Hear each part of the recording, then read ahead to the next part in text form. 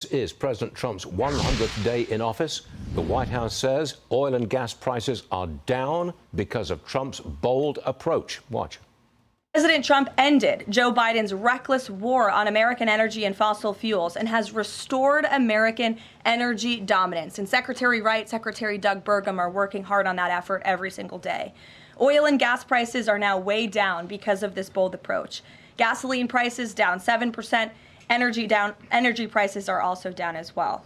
The Department of Interior just announced a new offshore drilling policy that will boost oil production in the Gulf of America by 100,000 barrels per day.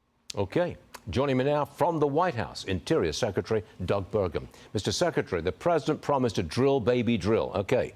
Are we on track for a big increase in oil and gas production in the immediate future?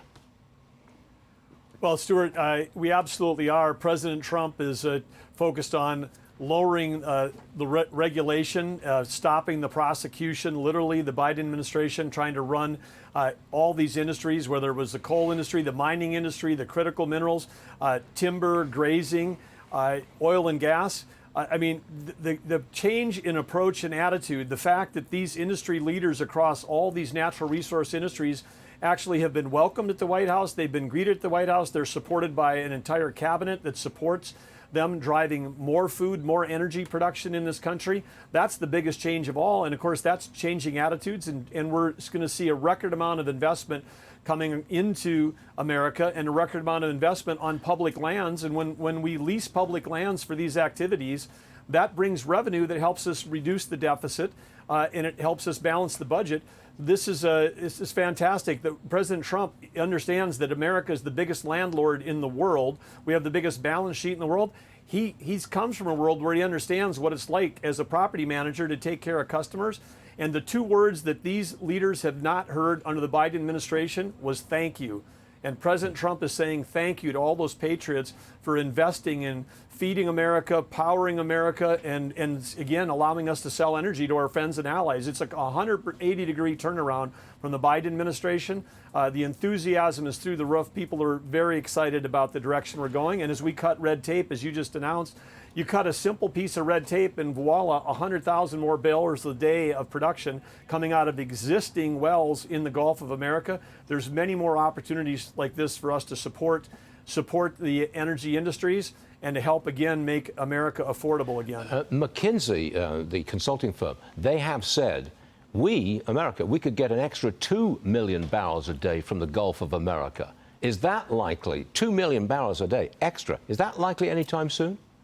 Well, the first thing we had to do was reverse this crazy executive order of Joe Biden, where he took 625 million acres of offshore acres with a stroke of a pen and said, I'm taking that off of America's balance sheet. We're never going to develop it. President Trump unbanned that ban.